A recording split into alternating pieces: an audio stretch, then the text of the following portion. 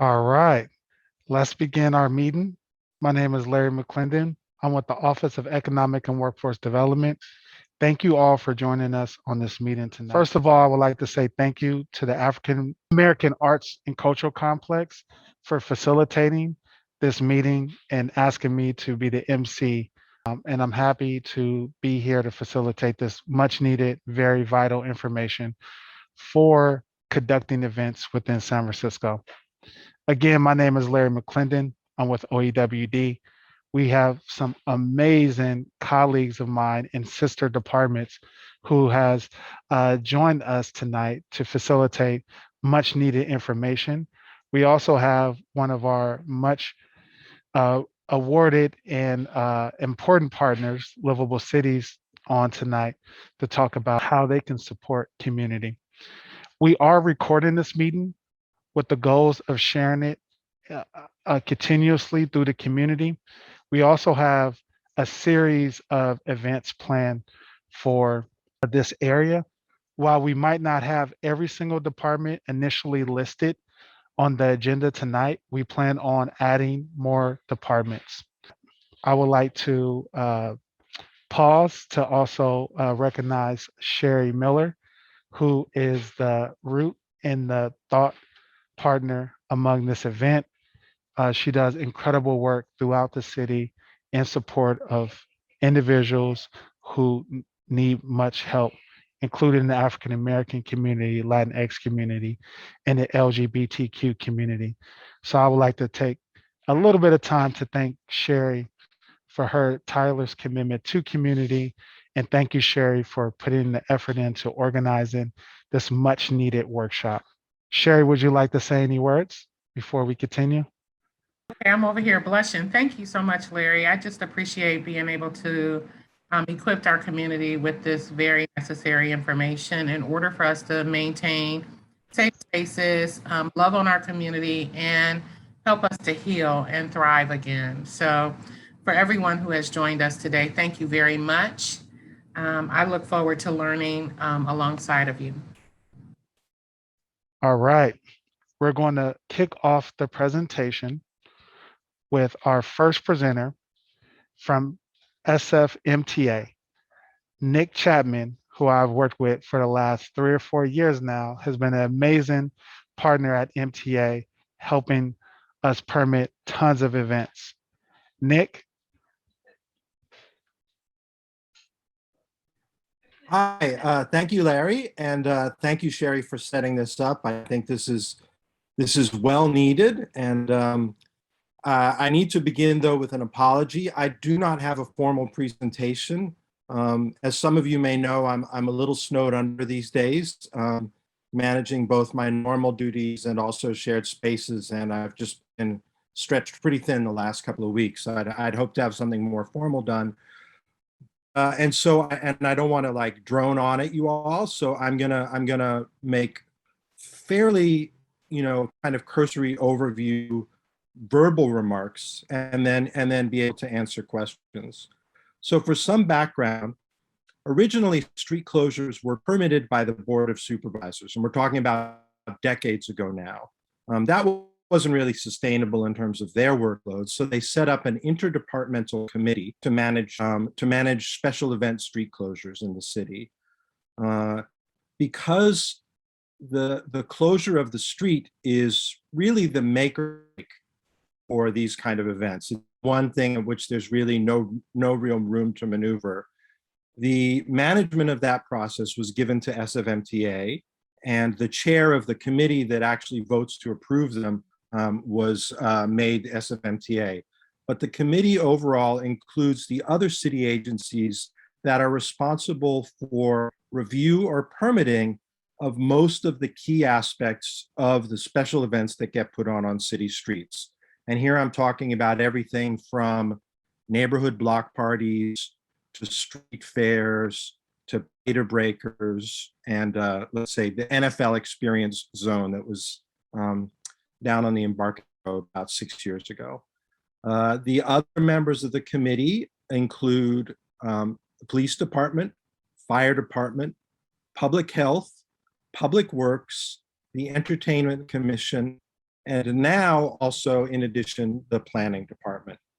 Other than the planning department, those other entities, including SFMTA, all are involved in the kind of the permitting processes that need to be done for the things that go on within a street closure. So public health has to permit food vending or food distribution.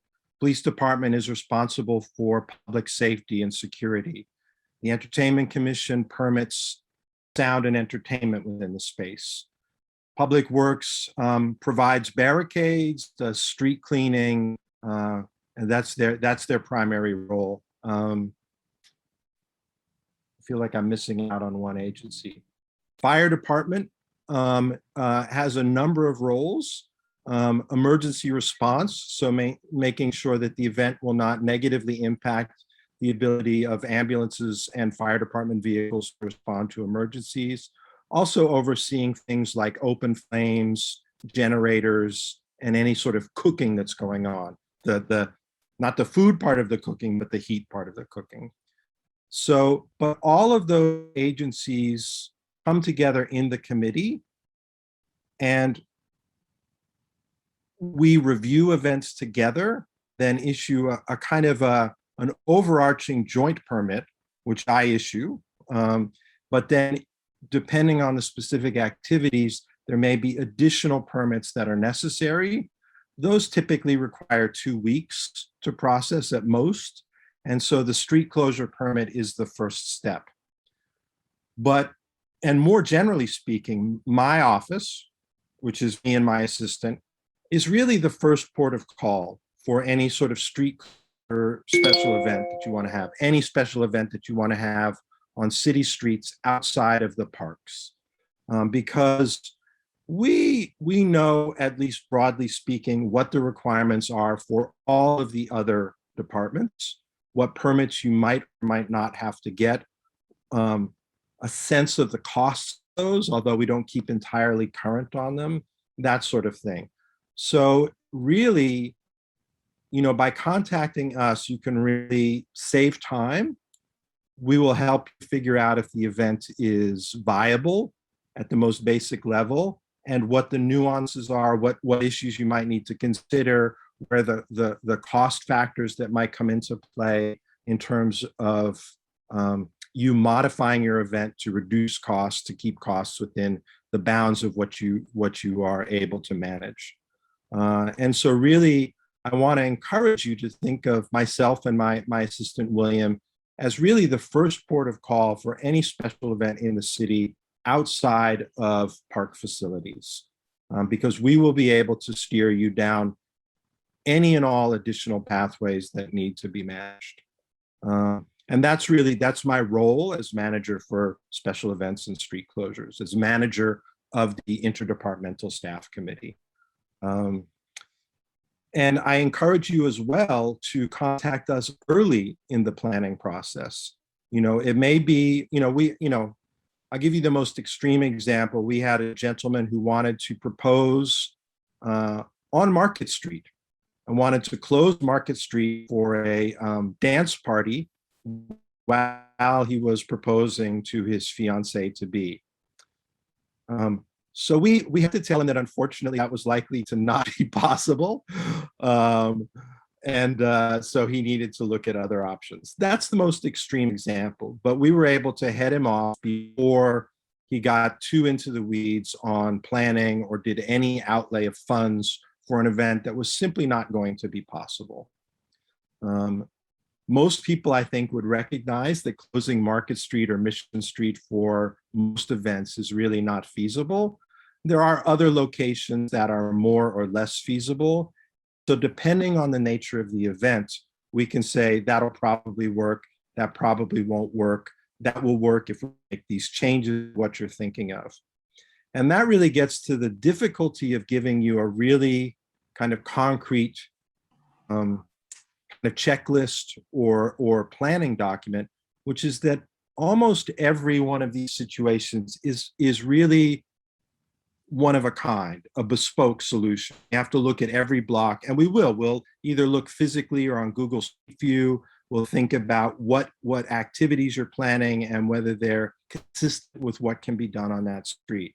And if it's not possible, then we will help you think of either alternative events, event activities, or alternative locations where what you want to do might be possible.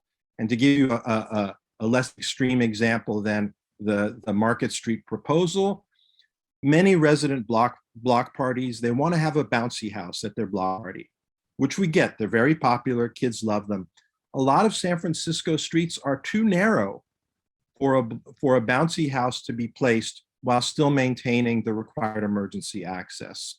So that's the kind of thing where we can head people off before they get into the weeds, and so that there's no disappointment, or so that plans can be kind of changed either to a new location or to a different setup for the event.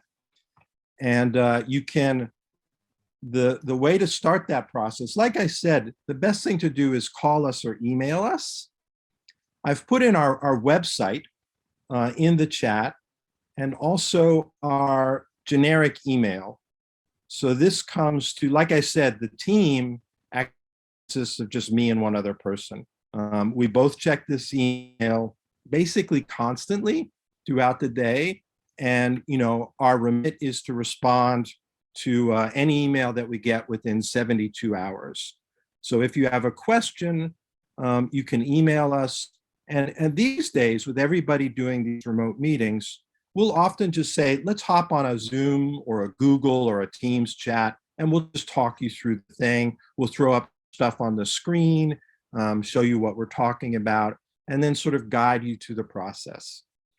And that, I mean, in a nutshell, without getting too into the weeds on any of the things, that's probably the key takeaway, which is to contact us early on in your planning process, and to view us as the initial port of call and the primary contact for all of the city agencies, city permits that will be involved.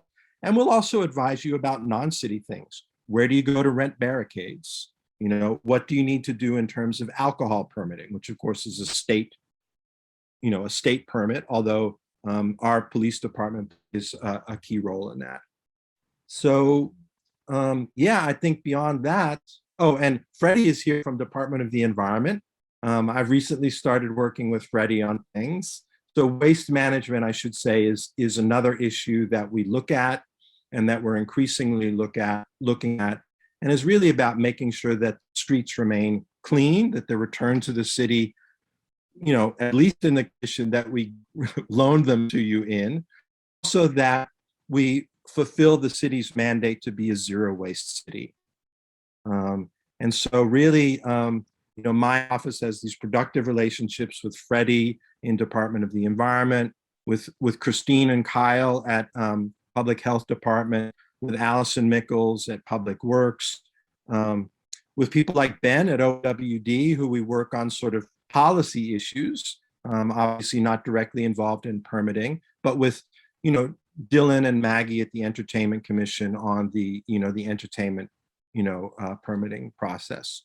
So that's it from the ISCOTT. That's ISCOTT in a nutshell. Thank you, Nick. And I appreciate that deep overview and different processes. And also, I appreciate you giving an overview of how everything fits into this complicated puzzle that each person has to put together every time they do an event. I did have a question. Wanted to, Nick, if you can probably describe kind of the fee mechanism or the fee schedule for street closure requests. Yeah, no, that's a great question. Thank you, Larry. We basically we have three kinds of fee categories. Within each fee category, the fees become more depending on how close the event is. And so we are required by city code to accept applications that are submitted at least 30 days in advance. I will say that more complex events, larger events, if you submit the application only 30 days in advance, it is very difficult and a strain on the various city agencies to respond appropriately. and it will mean a real scramble or that the event will not be possible. Street fairs, very large events like the Haight-Ashbury Street Fair, Juneteenth, or Jazz Festival, those are required to apply at least 90 days in advance. There's 3 fee categories, but 4 main types of events. Resident block parties are the simplest. That permit is available only to residents of the block that is being closed or a pre-existing established recognized neighborhood association, not merchant association, that serves that community. They can only close one block. It can't have transit impacts. There are some other rules. The fees for those run from $50 to $200, which is about a quarter of what it was when I took over managing this program. The next category of fees is for small community events put on by communities, nonprofits, schools, churches, related entities. They must be limited in size, limited in attendance, non-commercial, no alcohol, no major transit impacts. These are events that are serving the community, benefiting community benefit organizations, and minimal demands on city staff to review or do additional permits on.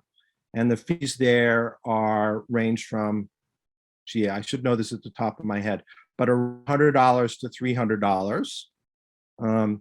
If the event is larger than 2 blocks, has more than 500 people, it seems to be a commercial event that's primarily about, for example, vendor sales, that would not be eligible for this category. The larger fee category is for, oh, there it is. Thank you so much for putting that up. That's perfect.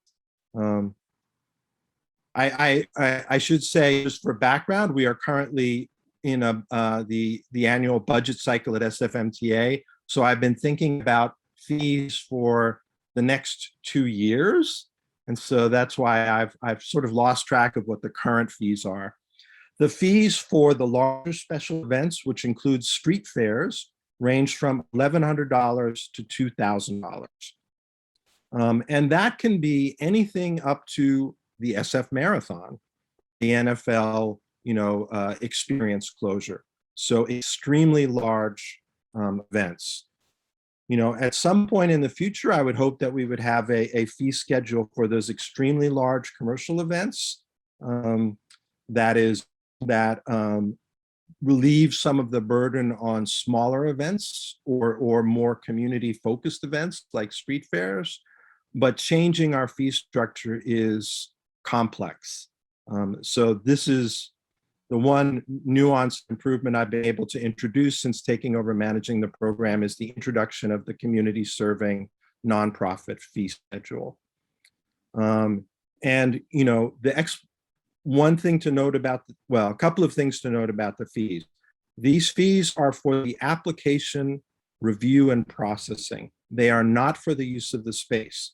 They're non-refundable and non-transferable, because once we start the review, once we issue a permit, it's for a specific location, a specific date and time, and the specific activities. If you need to change the date, we have to go back through the whole review and public hearing process. So that's really a new application from our point of view. There is no fee for the use of the space per se, although the city controller's office in some cases may levy a small, very small tax bill that reflects, basically property taxes for your semi-ownership of the space for that period. But those fees are trivial. And I hope to actually get them waived or built into our process. And like I said, we are required by city code to accept any application submitted 30 days in advance of the date or 90 days for street fair. But again, we have that non-refundable application fee. If you submit right at the 30-day deadline, we'll charge you the application fee. And then if it just gets too complicated to do within that short time frame, the event can't happen and we can't refund your fee. So I really encourage people, we'll take an application a year in advance. So there's really no, and all of the fees are lowest if you apply 4 months or more in advance. So I really encourage everybody to shoot for that 4-month in advance mark. Thank you, Nick. And I want to also illuminate the sooner the better for those events applications. Seeing no more questions in the chat, I do want to give about 5 minutes for any member of the public who would like to ask Nick a question by raising their hand. All right, Nick, it looks like you did a rock star job. I don't see any hands and there's no questions in the chat. Again, as a reminder, I know some folks joined us after the initial introduction. This is the first of a series of workshops that we want to conduct. So this won't be the only one, but this is our first one. All right. Thank you, Nick. We are going to move on to our next presenter. I'm going to turn it over to Lieutenant Deere from the fire department. He has been partnering with so many different community groups and organizations for a while now. Most recently, he's been partnering with Sherry on resolving a ton of program and event related things. So I'm gonna turn it over to him. Welcome, Hi, my name is friend. Warren Deere. I'm with the San Francisco Fire Department. We regulate all fire place of assembly activities in San Francisco. We enforce the fire code. Lately, I've been working with a lot of vendors that have questions with food events, food vendor events, large outdoor events, street closures, neighborhood block parties, anything within a small little area. Questions regarding do they need permits for open flame and generators and tents and what so forth. So what my office does is we take in applications and we answer questions regarding permits for open flame, such as any kind of use for cooking or warming, like sternos, charcoal barbecues, propane for barbecues, and even candle use. Those are all regulated by the fire department and my office. Also, we permit the location. So I always ask the applicant, where are you having this? We're going to have it outdoor, say like a park or a street. I said, is it going to be enclosed? Like if it's in a park, is it going to be fenced? So when you do fence in a outdoor area, then you're making an assembly space, which means anything over 49 people. So then our concern for the fire department is always exiting. So when you do fence off an area, we require exiting, which means breaking the fence, exit signage, and so forth. And also say we're having an event in a parking lot. Okay, but then I would ask how many people. Then if it's over 49, then that's when the fire department comes into play. So we have to take a look at the space. The applicant will design a floor plan, a site plan for us. So because we don't know what the space looks like, they will present it to us when they apply for a permit. Or if they have any questions, they can always come into our office and ask questions. We see what the size of this area is, and then we figure out the occupant load, and then we move on from there. Other things are if it's an indoor place, and I say, where's the, give me the address. I look up the address. If I'm familiar with it, then I can tell you that, this is an approved fire department place of assembly place. Some places like, say there's a art gallery or maybe a warehouse or maybe a retail establishment. We want to have some VIP event. We want to show our VIPs. We might have some catering involved, and then we can, well, the applicant can apply for a temporary place of assembly. So anytime there's over 49 people, that's the magic number. When you invite over 49 of the public into your space, the fire department has jurisdiction and we can issue a temporary place of assembly, provided we pre-inspect that place, make sure it has the proper exiting, fire safety equipment, fire alarm, fire sprinkler, and we also might require to be an on-site inspector to be on standby, to be hired to be standby for this event. So there's always additional fees involved. Also, we do also regulate, so outdoor activities, food trucks. My office regulates all the food trucks that operate in San Francisco. So any food trucks that you're thinking about having at your event, I would always ask them, have you been approved by the fire department? And what we do is we issue a sticker, kind of like the health department, which they affix inside the cab. We sign it, we date it when it's expired, and that is proof of them being allowed to operate in San Francisco. Once in a while, we do have food trucks from out of state or even out of the county that want to operate. But the first thing to do is they cannot operate unless they are inspected by the fire department, and they're supposed to pay for the fee, the application fee. They can pay it, or the sponsor can pay it, but there is a application fee. That's only if they use any kind of flammable fuel to cook, and most likely it's usually propane for food trucks, or even food vendors. I have food vendors coming out from maybe out of the city or in the city. So anytime there's any kind of cooking involved in any space with sternos, propane, charcoal, or even wood, those require fire department permits. And we also regulate propane heaters. So anytime propane heaters are used during events, we require permits, and we require a fire department standby, hire a fire inspector to be at the event while these heaters are actually on. And for street closures, neighborhood block parties, we do allow the barbecues that are on personal property. Say somebody wants to bring out a barbecue and cook on the front of the house, which is fine. We won't have a permit is not required.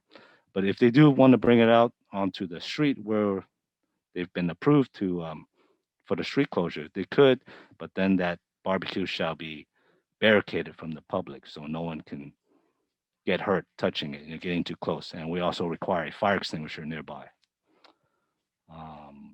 So we do mainly open flame tenting. Any tents over 400 square feet requires permit. So say pop-up tents or 10 by 10, which are fine. Those don't require a permit.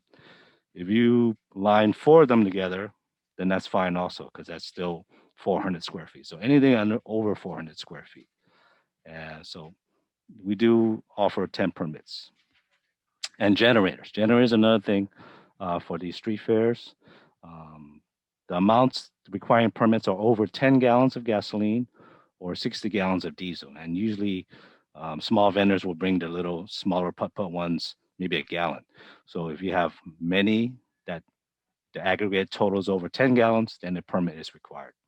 Or you rent a large diesel generator, then that requires a permit. Let's see. But we do have in-person applications at my office here. You can come into our building and check in and take a number and get called to our counter. We do have in-person. The inspector will assist you with any questions you have, accepting the application. We do take payment here at my office.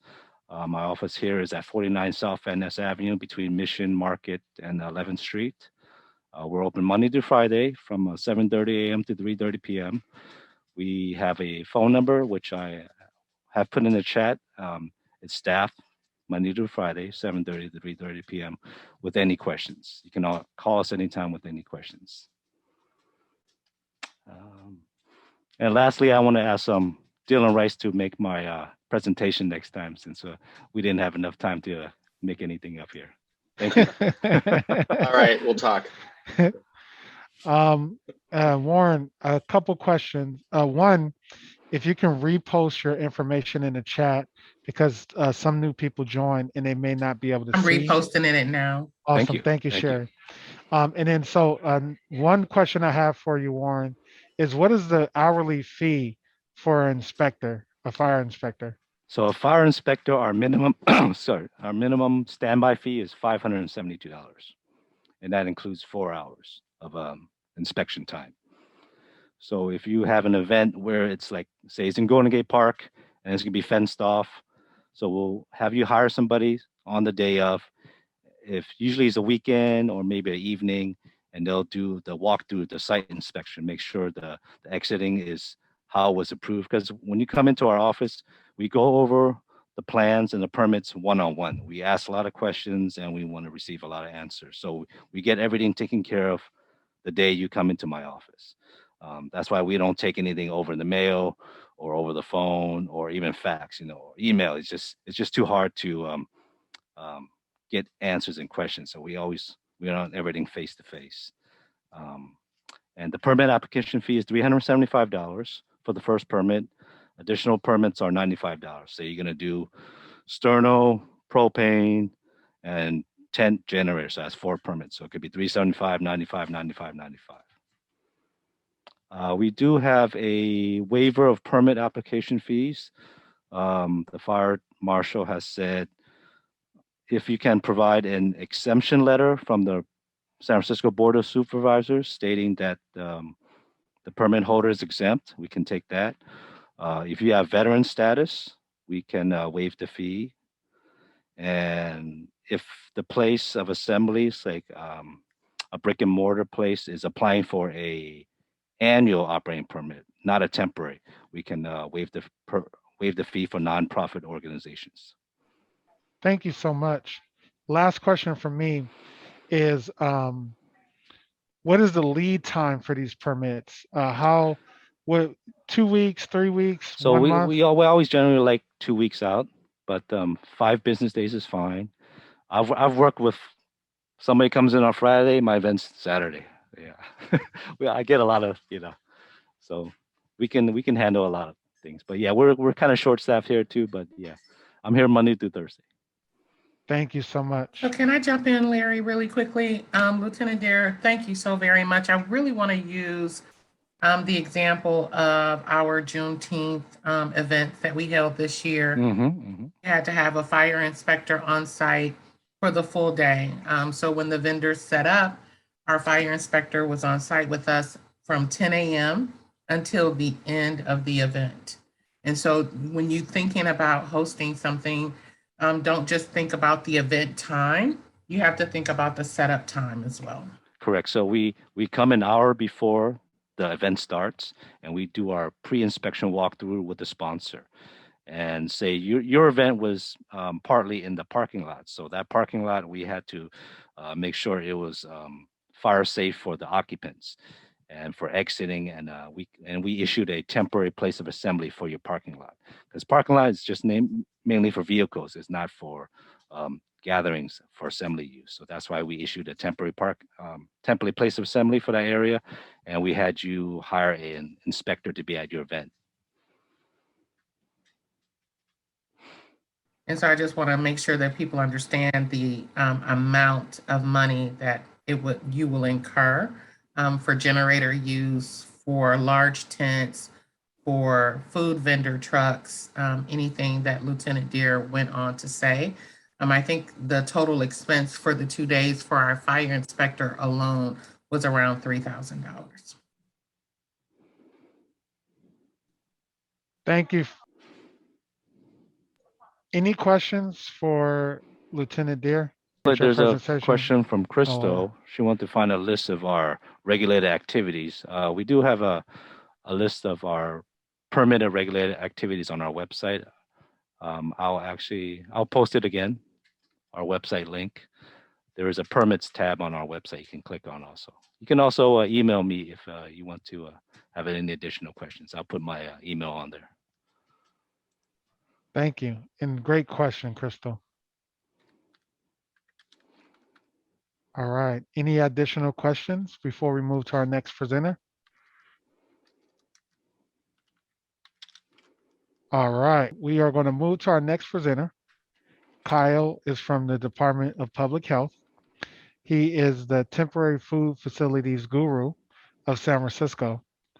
So this is a good time for you guys to ask all those questions about how you can get your food person at the event.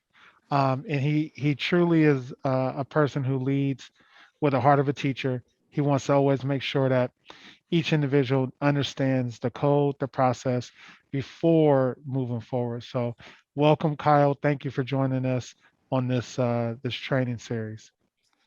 Thank you, Larry. I'm gonna share my screen real quick here. All right. So just make sure. Okay, so generally I'm gonna be talking to you more about the permitting process rather than food safety. You know, in the past, what we have done is after we receive applications, we have gone out to different communities or to different events, and we have done food safety trainings for all of the vendors there. But for today's presentation, we're going to focus more primarily on just the permitting process itself. So what is a temporary event for us? That's considered a community event that is an event that is of civic, political, public, or educational. And it would be considered public and would require a temporary health permit if the event is free or a ticket pass can be purchased by members of the general public. Either the event is advertised through the media, or the general public can just walk in and attend the event and purchase food. So examples of the temporary events are street fairs and festivals, musical and artistic presentations, sporting events, community celebrations or ethnic celebrations, trade shows, and or product introductions at which food is sold or given away to the public. So what is a temporary food facility? It's a facility that's operating out of a temporary setup approved by us at a fixed location for a period that doesn't exceed 25 days within a 90-day period and operates in conjunction with a community event. So the key there is that it's a temporary setup.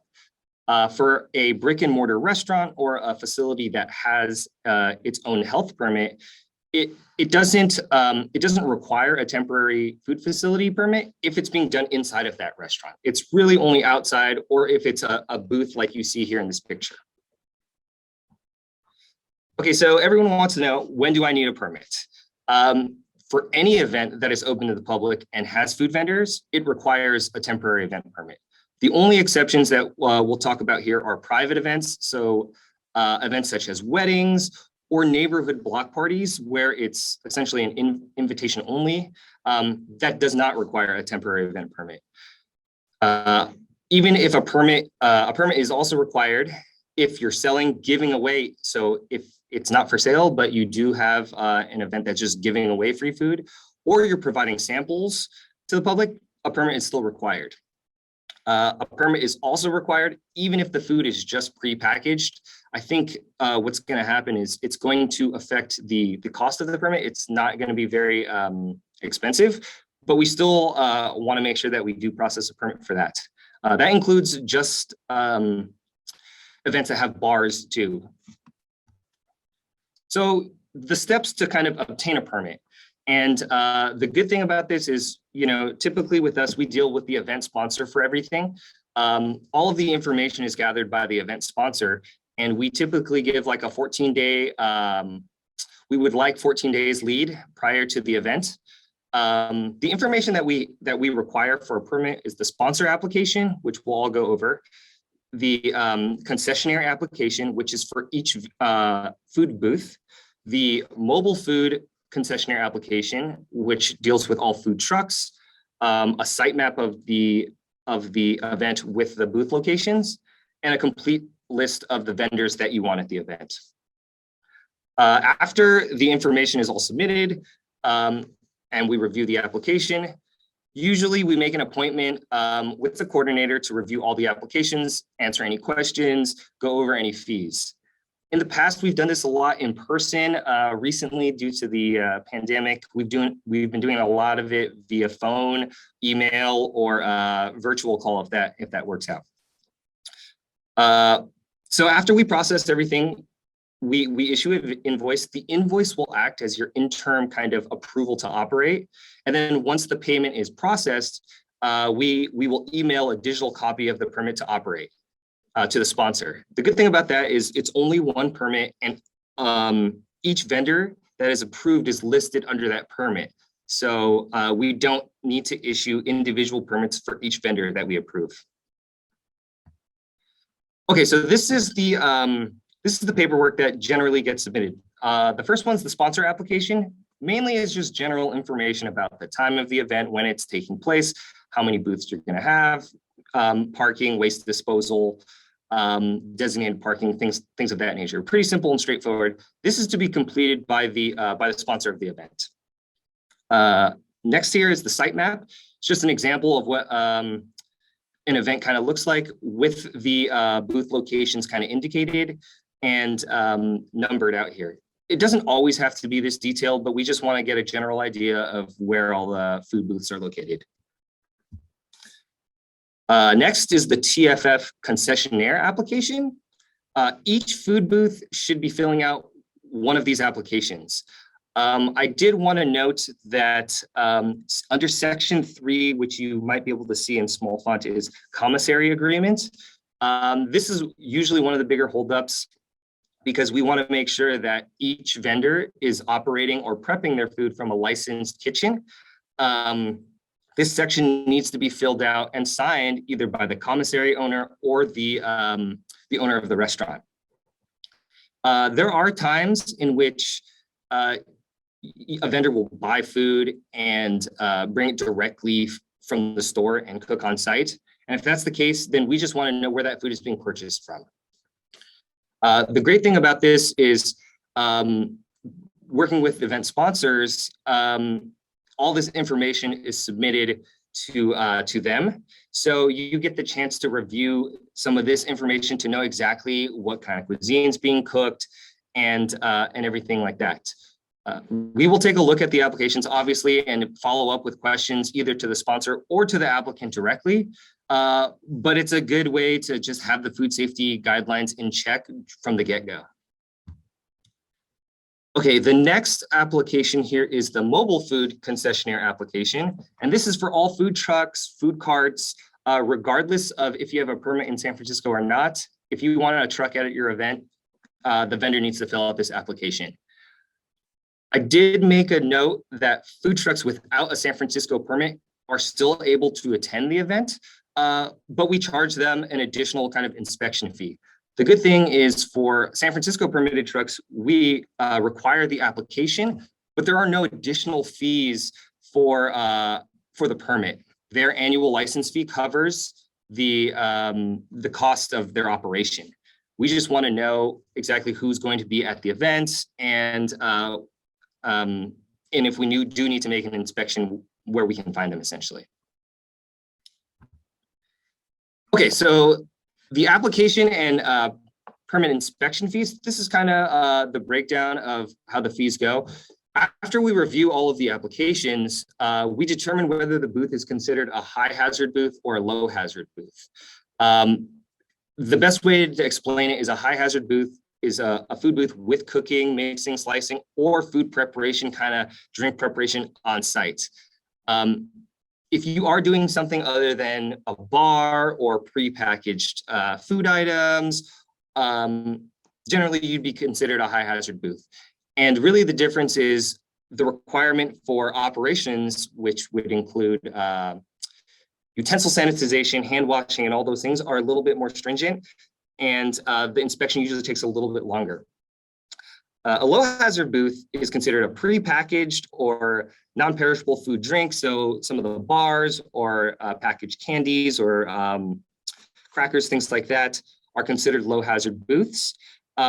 This also includes sampling. So if you do have something and you're doing some light sampling on site, we would consider that a low hazard booth, although we would adjust the requirements based on the type of operation. So as far as fees go, for a high hazard booth, we have an application and a permit fee. For 2 days of operation, that comes out to $226 per booth. And for a low hazard booth, it comes out to $114 for 2 days of operation. If events, we do have instances where the events will go for multiple days. So it'll be a 3-day event or, even more than that.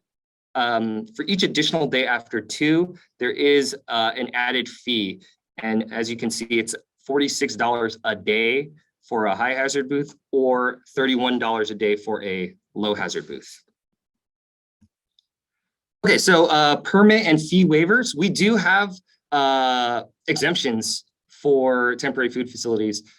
The main exemption would be if a nonprofit organization has 100% of the proceeds of food and beverage sales being donated to the nonprofit, then we can issue an exemption waiver instead of processing a permit. And in order to qualify for this, the items that we need are your proof of your 501c3 from the IRS. There's a completed nonprofit sponsored declaration form, which basically just states the information of the event, when it's taking place, who you're getting food donated from, and then the completed for-profit TFF declaration, which is given to each food vendor that is donating the food. It basically just states that they're going to be, donating 100% of the proceeds to the nonprofit. Nothing is being taken for profit. And I did leave a link here at the bottom of the page that does, there's a link to all of those forms. So that's pretty much the end of the presentation. I will leave my contact information in the chat. And yeah, that's pretty much it. Thank you, Kyle. And let me see. Can you bring your hot food? Question in the chat. Can you bring your hot food already prepared to be sold? Or do you need to have a tent to sell the food? How does it work? So as far as food safety requirements go, everything is required to be over some kind of canopy or have adequate overhead protection. Depending on if it's an indoor and outdoor event. If it's completely indoors, then you're not required to have a tent. But pretty much anything outdoors is required to have some form of canopy to protect against contamination. As far as the hot food question goes, you are able to cook your food at your facility and bring to the event to be sold. We just want to make sure that there's adequate hot holding from transport and on site so that the food won't ever get out of temperature. Thank you so much. Another question. Are you able to give an overview of the Craven waiver for nonprofits? Because we have nonprofit audience and a lot want to understand how that works.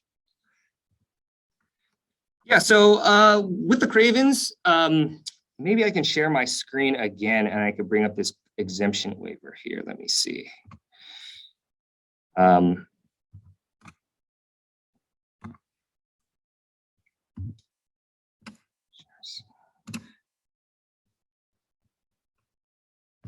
Okay, so this is what the Craven waiver looks like. It's some basic information that basically just says the booth is operated by a nonprofit organization. The event takes place 30 days in a 90-day period, and the event is limited to members or guests of the nonprofit. So this is what the declaration looks like. It's really basic information, name of the nonprofit, just some general information. And then right here is name of the for-profit TFFs. Anyone that's donating food, you would just list this. You would list all the vendors under this receives benefits for right here. And then for each vendor, they would be required to fill out this declaration for-profit temporary food facility, just basically stating that they are indeed donating all of the food to the nonprofit organization. Nothing is for profit. And then they give sign off. As soon as that is submitted to us, then we can process an exemption waiver, and that takes the place of the permit to operate. And then Kyle, just as a follow-up on that, I just saw two different things. You guys will be reporting this to the Board of Equalization as far as their sales go, how does it work as far as reporting that they gave the profit over to the nonprofit? So as far as the financial aspects of it, we don't necessarily investigate that portion of it, but we do have it for record, and it's really just a statement that that is what's going to be done with the profits. Awesome. And then another question. You're very popular. Another question. Do you have you guys developed a way to pay your fees online? You have an online portal for fees? Yeah, so for us, similar to Warren, everything can be done at the permit center. Unfortunately, we can't take payment online.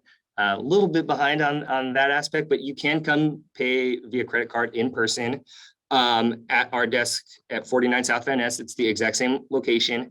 The hours are the exact same. Or you could pay via by check or mail. As soon as we get the check, we process and we will email out the permit to operate. Awesome. Next question. Mhm. How does the Cottage Food Act apply to the presentation that you just gave as far as people needing a commercial place? What if they have a cottage food license? So for people that aren't familiar with cottage food, it's home cooking. It's a permit that allows for someone to prepare inside of their home. It does allow, so a cottage food permit does allow them to operate at temporary events. It basically counts as a licensed food facility because we've inspected that location. So if you have a cottage food permit, we will accept you, we will accept that as an adequate permit, but you would still need to fill out the concessionaire application. Thank you, Kyle. And then another question from Freddy. Can attendees bring their own containers for food? Last I heard, reusable cups were okay.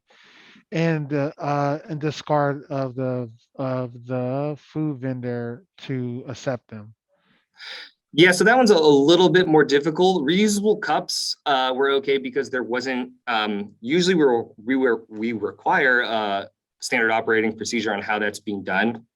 But like Freddy said, if you have the air gap from the dispensing of the beverage to the cup, then that's considered adequate. Food reusable containers are a little bit more difficult because we do kind of require those to be sanitized on site, and most of the events don't have the means to do that.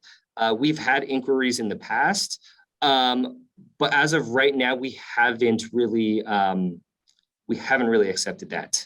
Well, we haven't found anyone to do it in the way that's been proper, I guess. Thank you. And any more questions for Kyle? If a nonprofit is doing public food giveaway, free to the public, but the food is not donated, are they eligible for the craving waiver?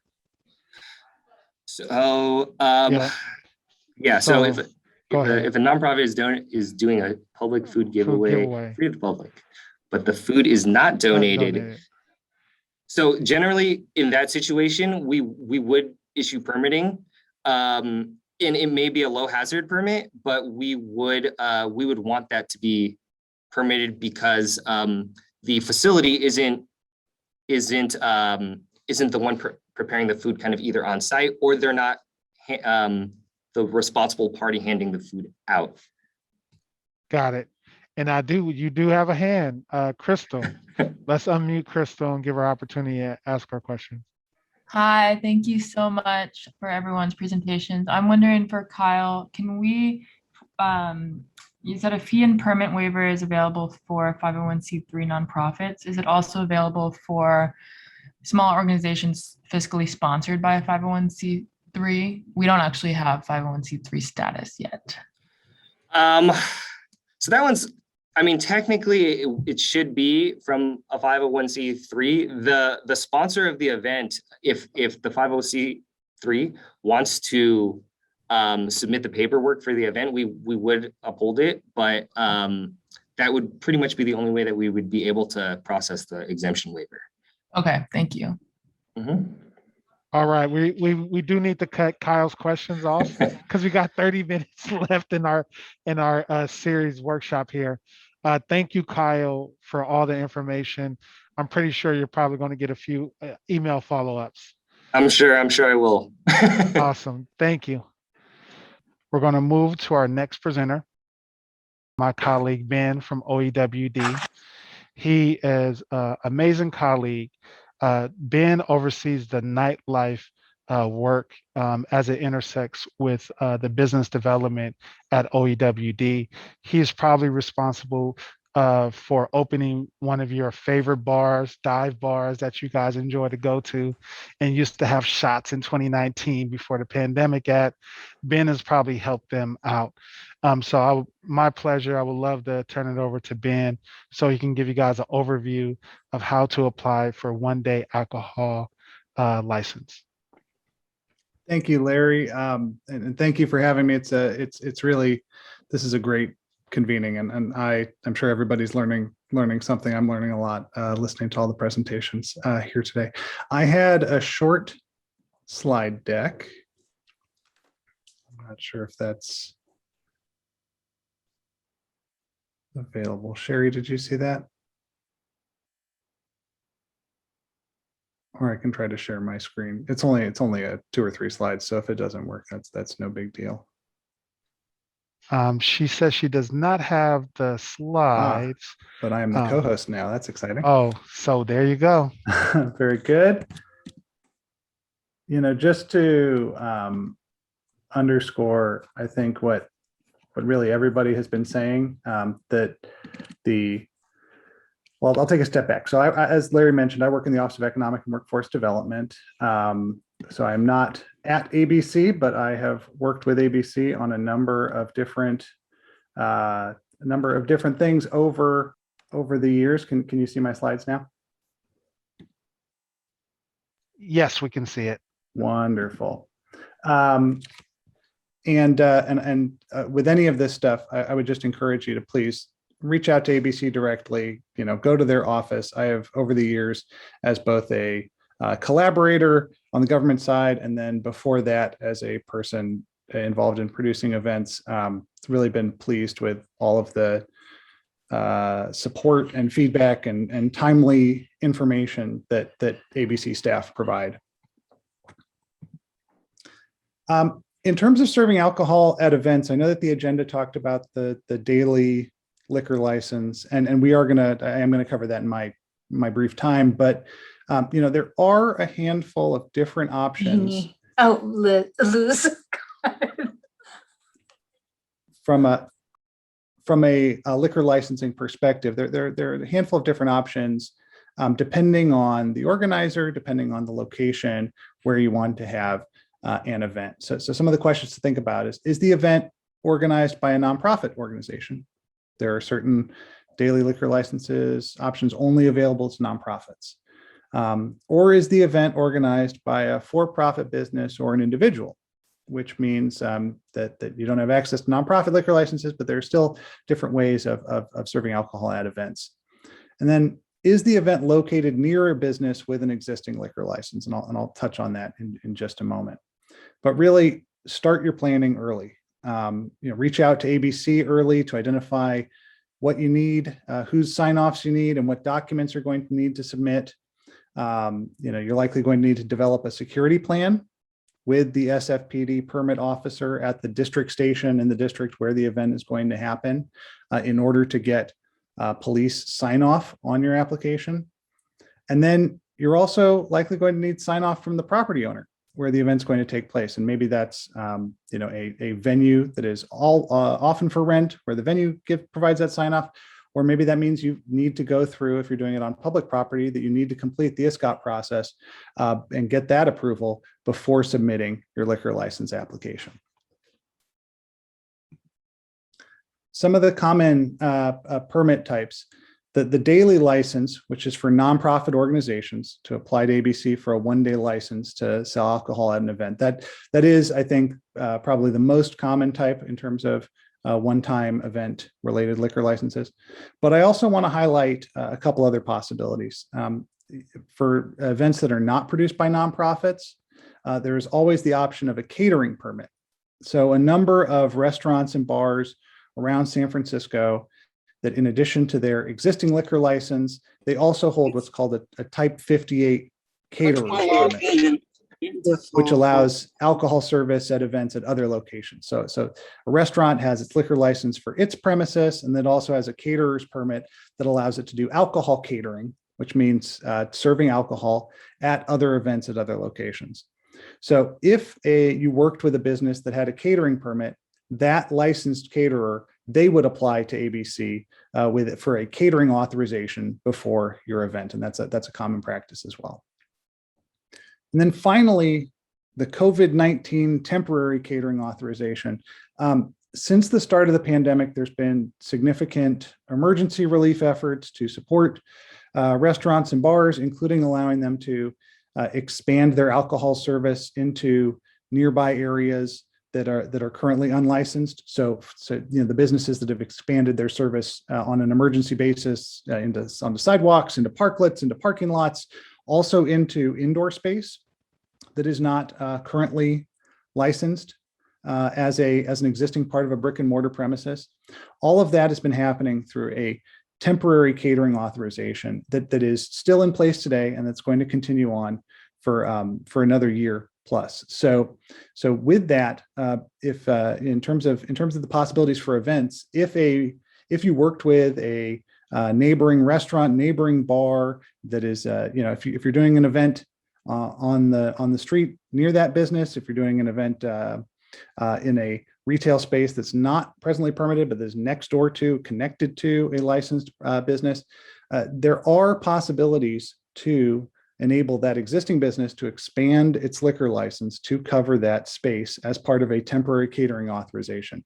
Now that's pretty fact specific and location specific, but that's something to think about when you're thinking about where you're doing your event, what nearby adjacent partnerships could be possible, and what ABC's feeling is on those potential partnerships. So I just want to highlight that as another possibility.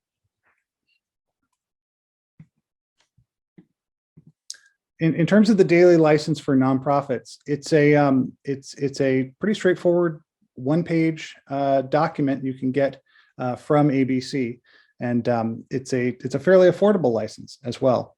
$50 per day for beer and wine service, $75 per day for beer, wine, and spirits.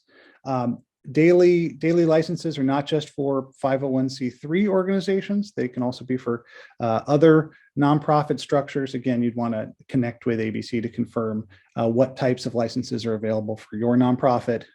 And applications must be submitted between 30 days before an event or 10 days before an event. And that, I feel like that 30 days and 10 days is really a little bit deceiving, because you don't want to start this process at that point. Really, ideally, from a best practices perspective, before submitting your application, in fact, it's required before you submit your application, have that property owner approval, have law enforcement approval, you have a diagram of the event premises, you have your security plan, and you also may need to provide, if this is your first time getting a daily liquor license, you may need to provide nonprofit documents to ABC as well. So making sure that you have everything, that you've had all the necessary conversations with stakeholders. If you've gone through a process like the ISCOTT process, chances are you've connected with a number of those stakeholders already, which is why it's important to do really all of these processes as early as possible. And then you'll be well on your way. In summary, my recommendation is please reach out to ABC directly for all of this. They can be their partners in trying to figure out how to navigate the permitting processes and how to make sure that you have all your documents in on time and how you have all of your information in on time. So yeah, really, I've had nothing but positive experiences navigating the daily liquor license system. And that's my presentation. Thank you, Ben. Thank you so much. Any questions for Ben? I have one question, mostly for clarification as we're waiting for others to maybe put a question in the chat or raise their hand. Just as a point of clarification, ABC process doesn't apply to the port area. I know that sometimes communities heard that the port of San Francisco has a different process for liquor license. And I just want to kind of debunk that if that's not true. That's really interesting. My impression is that the ABC's jurisdiction is across the whole state of California. Although certainly if you're going to do events on port property and would need port specific approval, they would offer their approval as the property owner for that purpose.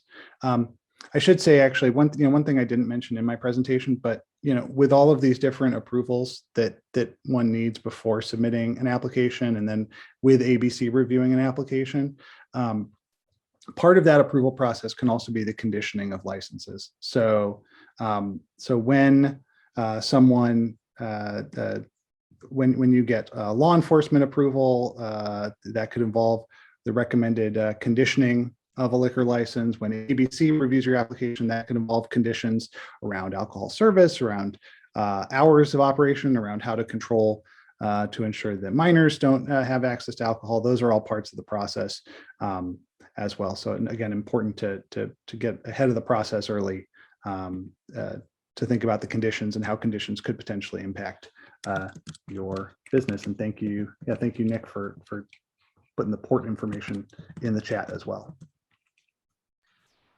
And Darlene is asking, can I get a copy of the ABC requirements?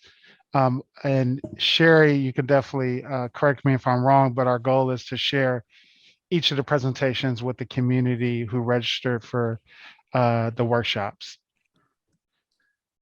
And Larry, I'll put in the chat right now. Yeah, okay, wonderful, Nick. And then we can put a couple of direct links to the daily license page and the catering authorization page for people to get more information. But again, the website stuff is great. I would also encourage people to just go into the office and talk to somebody at the counter or give them a call just to confirm everything.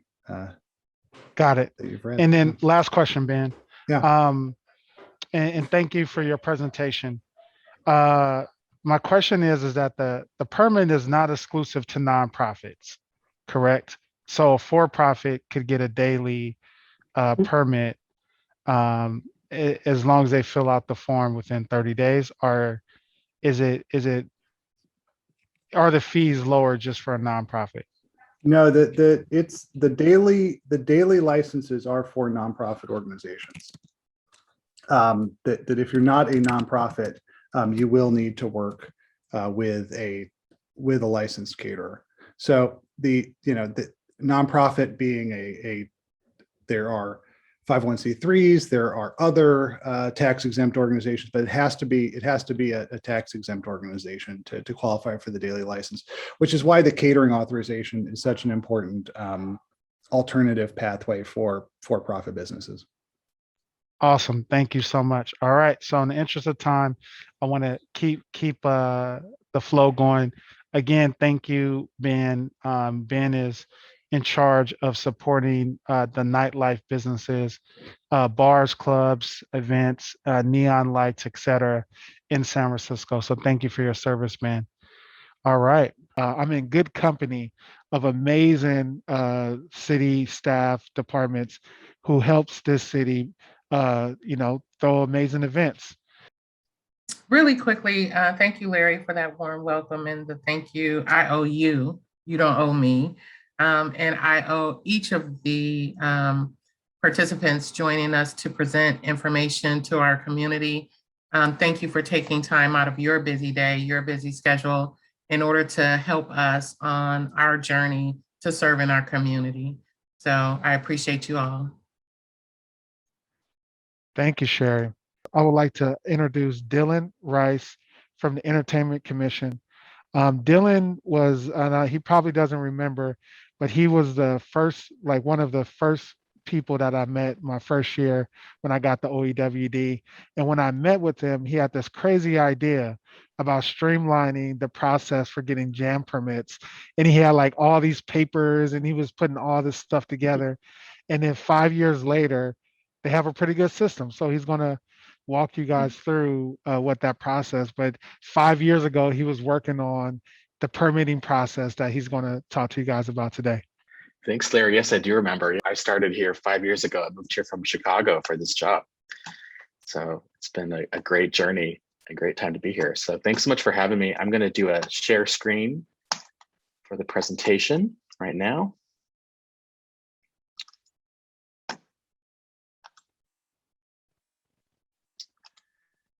Can everyone see that okay?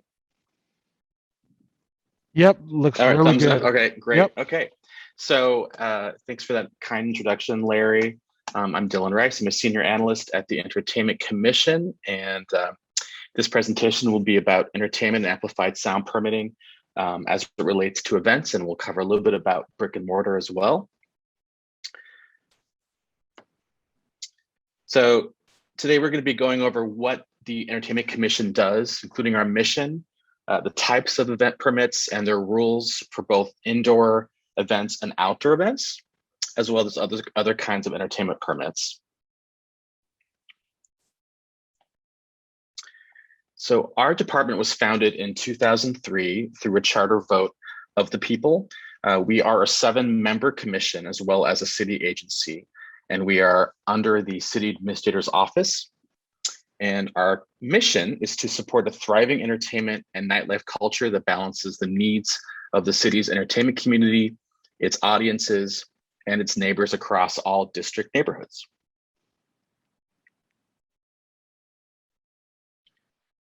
So what we do, well, we regulate and permit entertainment amplified sound activity happening indoors and outdoors at places like venues, nightclubs, bars, restaurants, as well as outdoor spaces like street fairs.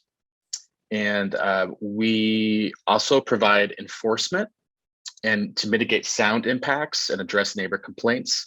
So we have inspectors in the field that respond to complaints through 311 and that ensure that the activity is permitted and the permit conditions are being followed. We review residential and hotel motel developments that impact nearby entertainment venues, particularly places of entertainment that existed before the development was approved. And then lastly, we advocate for a vibrant, responsible entertainment and nightlife scene in San Francisco. Oops. So these slides are going to be touching on the event permits for outdoor activity. Larry mentioned the JAM permit, which is an acronym for Just Add Music. I'm going to get into that in the next slide. It's the website if you want to learn more about it. So the JAM permit is a free permit for temporary activities with outdoor entertainment or amplified sound in shared spaces, on streets, sidewalks, and private business property that's during the pandemic emergency. It was created to fit within the rules of the health order and to align with the shared spaces program.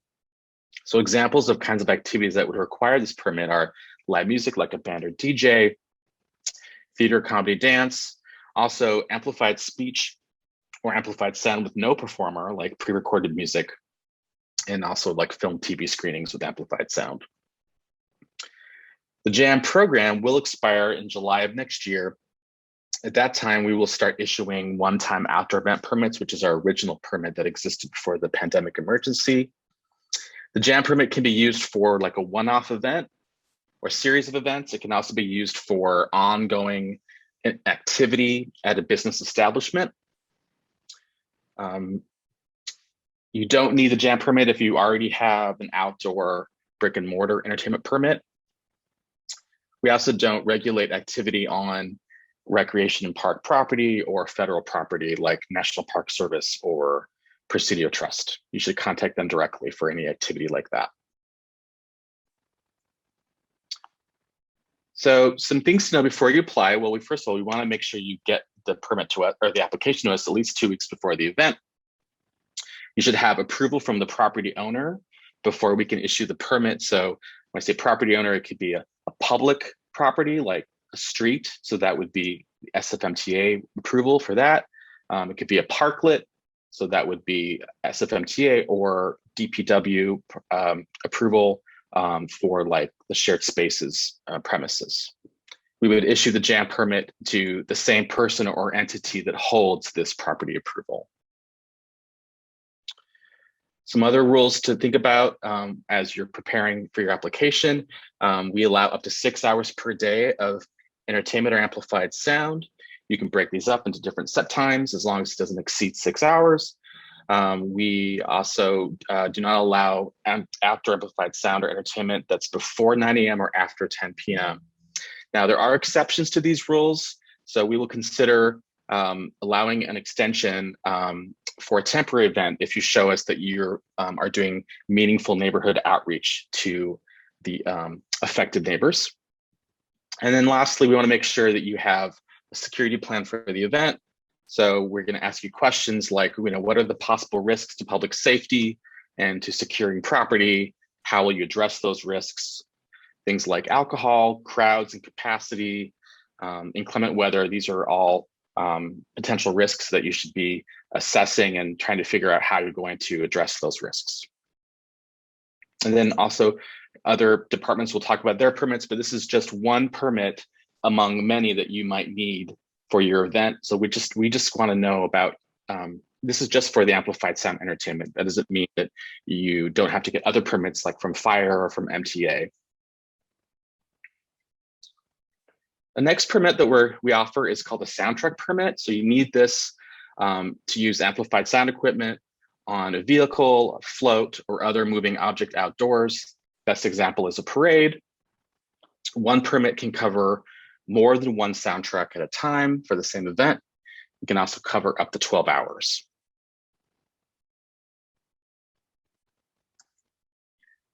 Things to know before you apply. Again, the 2-week rule. Just remember 2 weeks, the magic number. If you are doing a parade, you're going to have to contact SFPD to get a parade permit from them. We want to know your exact route, including start and finish. We want to see a map. The hours of amplified sound, again, are limited before, you can't do it before 9 a.m. or after 10 p.m., some exceptions.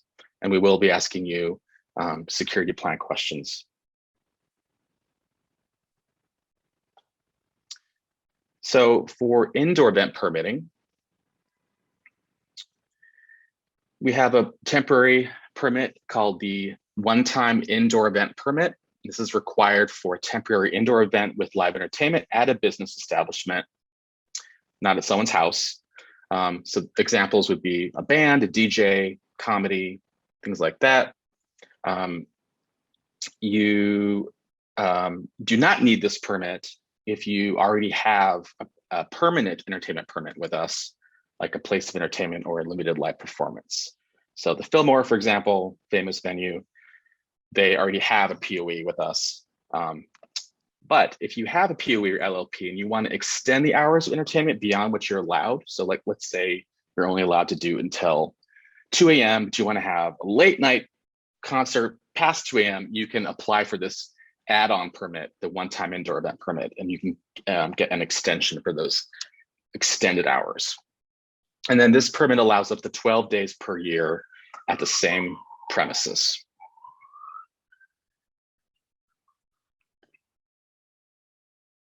Before you apply, just 2-week rule, you have to make sure you get permission from the property owner or manager if you are not that person.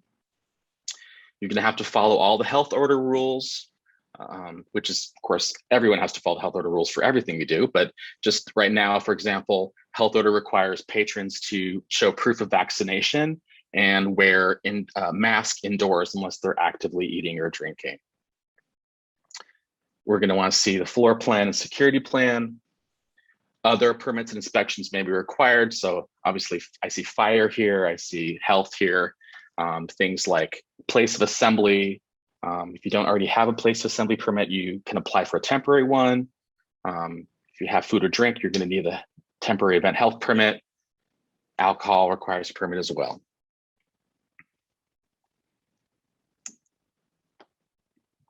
To go over some of our other permits. So if any of you are interested in having a permanent entertainment permit, we have ones for brick and mortar establishments. So two of our most common ones are, which I've mentioned already, are place of entertainment, which is for businesses where the ongoing entertainment is a primary use, like a venue or a theater, and allows that until 2 a.m. The other one is the limited live performance permit for businesses where the entertainment activity is secondary use.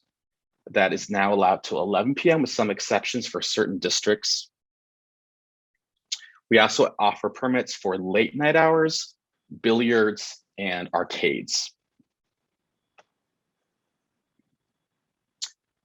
Deputy Director Caitlin Azevedo, my colleague, is the contact for these permits. So I'm just going to flash her information on the screen here in case you want to reach out to her about that process. You can also contact me directly, and I'll make sure you get in touch with Caitlin.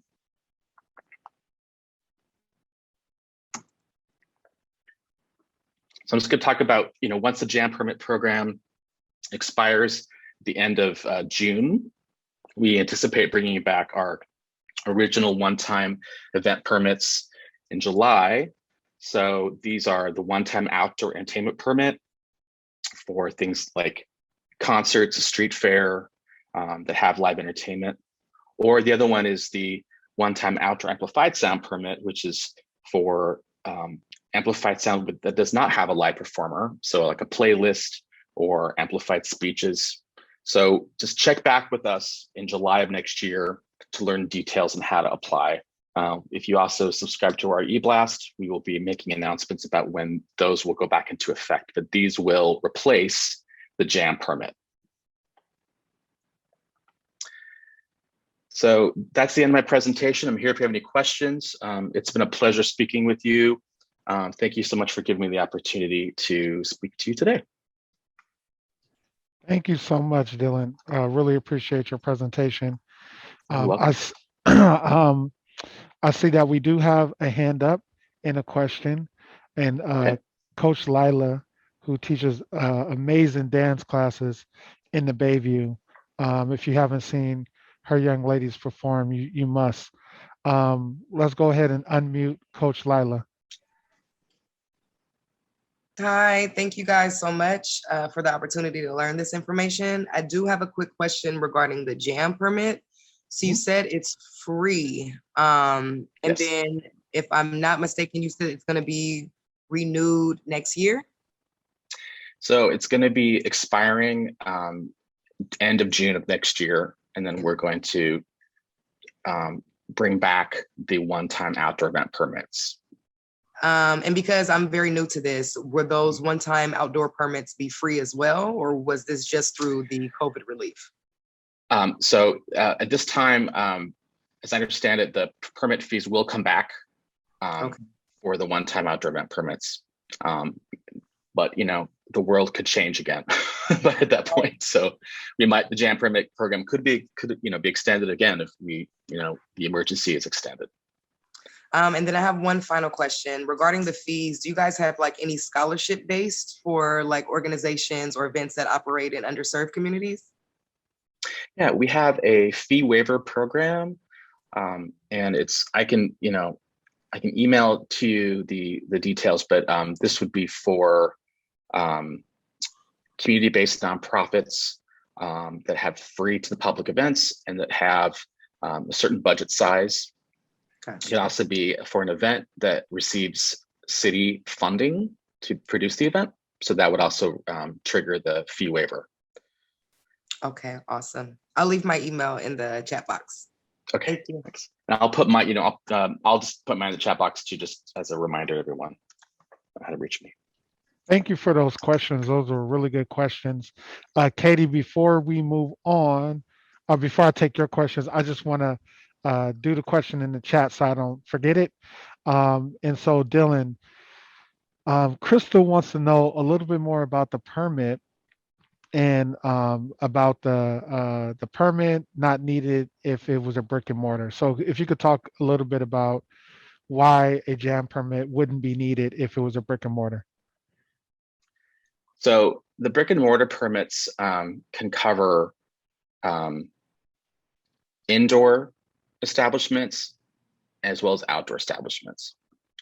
There is a lengthy application process to get those permits. So there's public hearings, there's zoning review, inspections. So those are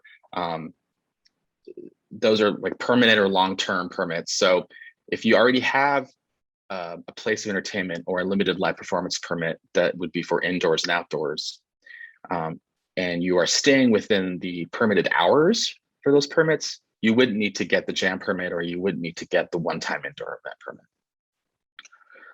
But if you have, like, let's say you have a restaurant that doesn't have an entertainment permit, or you have a gallery and you want to throw a New Year's Eve party with a band or a DJ, you can apply for the indoor event permit if you want to keep it indoors, or if you have an area, because obviously you might have outdoor stuff during New Year's, right?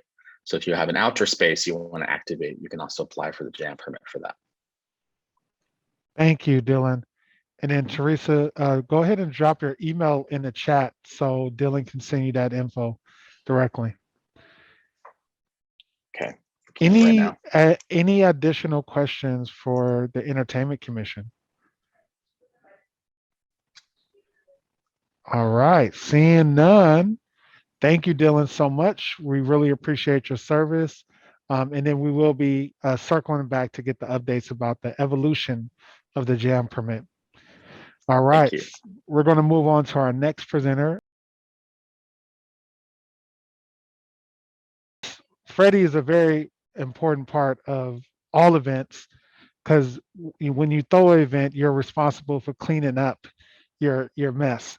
So it's very important, and Freddy's going to outline the rules and regulations around that. Go ahead, Freddy. Hi, everyone. Thank you for the introduction, Larry. My name is Freddy Coronado, and I work at the San Francisco Department of the Environment, not to be confused with environmental health, which is part of DPH. So I'm also going to share my screen. I'm not sure how much time I have to present, but hopefully. Yeah, Freddy, we're making good time. Okay. So the Department of the Environment, basically we're tasked with, you guessed it, protecting the environment and enhancing the quality of life of our residents, of our nature spaces. Part of Zero Waste, so I work in the Zero Waste team under the department. So we do a lot of work to combat litter and plastic pollution. And above all, how to reduce greenhouse gas emissions. So we are in a very dire climate emergency right now. So events are one of the few ways that we can, contribute to a better protecting the environment and better our environment too. And so I'm just covering here our climate action plan. I'm sharing it with you because it does impact some events. It does impact events and the work that we do. So this is how San Francisco plans to mitigate climate change and reduce our emissions. So zero for zero waste. That's our recycling, composting programs. 80%, so the 80 is for 80% sustainable modes of transportation. The 100 is for 100% renewable energy. And the roots at the bottom is how we sequester carbon. So that's our composting programs and the application of composting into our soils. So we do have 2 zero waste commitments that were signed by Mayor Breed. So again, sharing with you because this has a huge impact on events.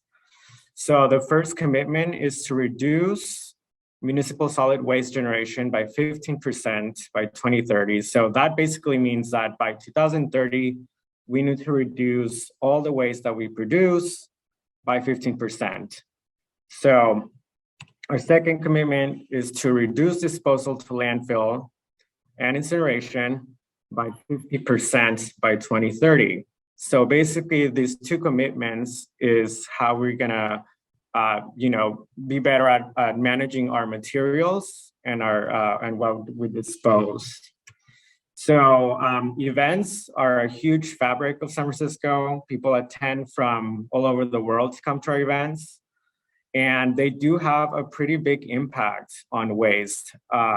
So events do have to comply with requirements. Our department does not issue permits. Rather, we work with all the permitting agencies to make sure that the events that apply for a permit comply with our zero waste requirements. So first,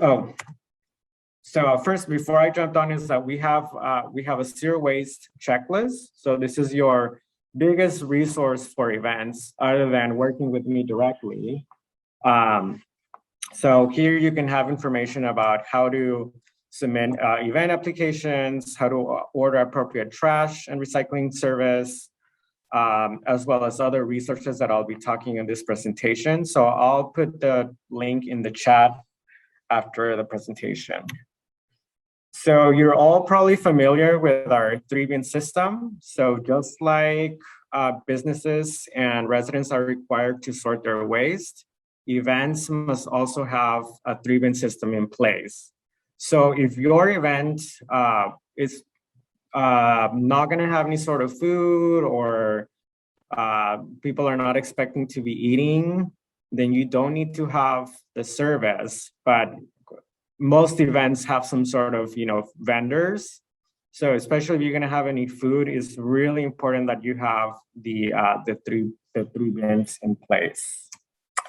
So all events, if you are working with a venue, I would say work with a venue directly to use their bins, or request events, a special event service from Recology. So Recology provides debris boxes for recycling, composting, and trash. And you can also get these cardboard event boxes. So if you don't have bins on site, you can also purchase these boxes from Recology. And then that way you have a way for attendees to separate their waste, and then it's all dumped into the debris boxes or the bins that you'll be using. So quickly, I'm gonna go over what is recyclable in San Francisco. So glass, paper, cardboard, metal, and hard plastics. So recycling has to be clean and dry. This is really important for events. We see a lot of contamination coming from events. I think because people are, we have a lot of food and drinks. So recycling has to be clean and dry. All recycling goes to the San Francisco transfer station. It's in Bayview. And it's all sorted into different commodities, and it's sold basically in the open market. And every time you recycle, or we recycle, we are helping create jobs to our neighbors. So all employees that work at the transfer station are residents of the neighborhood. And like I mentioned earlier, compost helps sequester carbon. So this is how we reduce our emissions. And also compost is really great because it's basically the finished product what gets applied to the different agricultural sectors around the Bay Area. And so what is compostable in San Francisco, and what should events compost? Well, our food scraps, any paper foodware, as well as compostable plastics. So compostable events can use compostable bags and cups. We need to make sure that they are BPI certified, and the word compostable has to be in the foodware. So this is really important. I need to remind always all event producers that styrofoam is not allowed in San Francisco. So we really ask that event producers to use compostable foodware because it makes it easier for attendees to sort their waste. This is what the finished product looks like. So it takes roughly 60 to 90 days for the items that you put into the green bin to turn into this beautiful rich soil that then gets sold to mostly vineyards around the Bay Area. So it's a pretty local resource, and it also comes back to our community gardens as well. If you do have to, if your event will have a lot of food, we recommend that you have a distribution plan for your edible food. I think it's pretty sad when events, when they have excess food and then it ends up in the compost or in the trash. So we do have, again, on the checklist, maintain a list of organizations that will take back edible food. And lastly, I'm going to talk about what's trash in San Francisco. Fortunately, events don't generate a lot of landfill material. So most of it is going to be foodware or bottles and cans, but there are some items that go in the trash. So any type of shiny wrapper that belongs in the trash, broken glass, broken ceramics, gloves, as well as styrofoam and packaging material. And this is what the landfill looks like. It's just a bulldozer digging into the ground and throwing the trash. So trash is very expensive for San Francisco. We don't own or operate a landfill, so it's definitely a cost. And whenever we landfill, it only comes back to hurt the ratepayers. Okay, so now I'm going to talk about event bin setup and signage. So your event should have centralized collection stations. So if you are going to have an event, always the 3 bins need to be together. So trash, compost, and recycling. You shouldn't have only a recycling bin or only a trash or only the compost. Like, they always need to be together, so it's easy for attendees and for vendors to correctly sort. Signage needs to be clear, concise, and convenient. So you should have recycling sign, landfill sign, composting sign for your bins. They can be placed directly on the bins, or you can put them against the wall. But these signs really help attendees be able to sort their waste. We do have a sign maker tool. So here's the sfrecycles.org link. So you can basically make your own signs, print it, and then post them on your throughout your centralized collection sites. For really large events, I would say for events that are probably going to have more than 1,000 attendees, especially events that are going to have a lot of food, we definitely recommend hiring an event greener, because you will be having a lot of waste. And large events, most large events in San Francisco already hire an event greener, and you end up saving some money because you get a discount back from Recology when you recycle and compost correctly. These event greeners are also listed on our zero waste event checklist. And here's just the work of the back of the house sorting. So again, event greeners are great because they are able to sort the event's refuse and help us, with clean material, good compostable material. So definitely a big recommendation for larger events. So now the tricky part, or what brings a lot of confusion for event producers, is our foodware requirements. So for events, again, styrofoam is banned, so you cannot use styrofoam for your events. And what we recommend, or in order to comply with the foodware requirements, your foodware should either be recyclable or compostable, certified compostable. So you could use plastic foodware, that's allowed. The problem with plastic foodware is that the plastic needs to go into the recycling, but if the attendees are eating out of it, it's likely gonna have a lot of food residue. So we definitely recommend instead, using compostable foodware, and really avoiding using confusing like landfill bound trash. So if you're gonna have, for example, like hot dogs or a grilling event, just use paper plates and don't use like this type of foil wrappers, because these belong in the trash and it just confuses attendees as to where it should go. We do have a ban on plastic straws and plastic stirrers. So in general, these are really items that we don't really see in events a lot.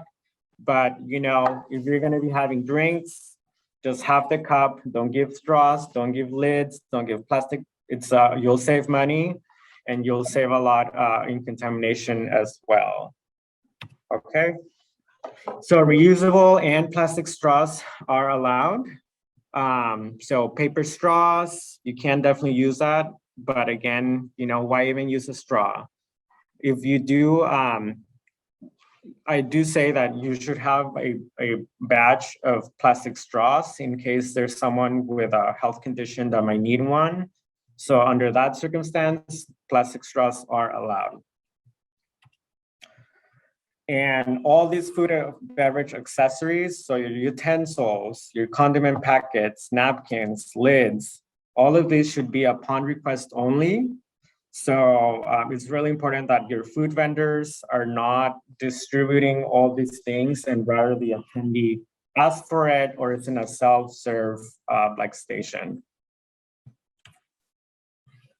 Again, compostable foodware must be BPI certified. Basically, the BPI certification is like testing procedures to make sure that these materials are free of toxics and that they actually do break down in our composting facility. So when purchasing foodware, if you're gonna do compostable foodware, make sure that it's BPI certified. Just look for the little logo. It should be on the foodware. Okay, moving on. So we also have a ban on packaged water. So sporting events can request an exemption to this, but street fairs or like cook-offs, we definitely, you know, it's really rare that we allow exemptions. So under no circumstance should permitted events be distributing water bottles or selling water bottles. Instead, we ask attendees, we ask event producers to provide hydration stations. So again, on our zero waste event checklist, we have a list of companies that provide like water stations and water tanks. So this image of Folsom Street events, you know, the Water Monster, it's the rental company, I believe, and they'll drop it off, they'll fill it up with water, and then the attendees just will be using, you know, using it throughout the event for water purposes. When having hydration stations or for any, you know, for any drinks, we recommend that you ask your attendees to bring their own cups. Of course, you know, ask them not to bring glass, but to bring like their reusable water bottles.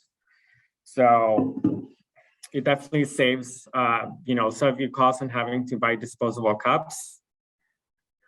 And this is just an image of a campaign that we did for Student Grow Festival. So, you know, we do work, if you are interested with your events, we do work with event producers on creating like campaigns around asking attendees to bring their own reusables.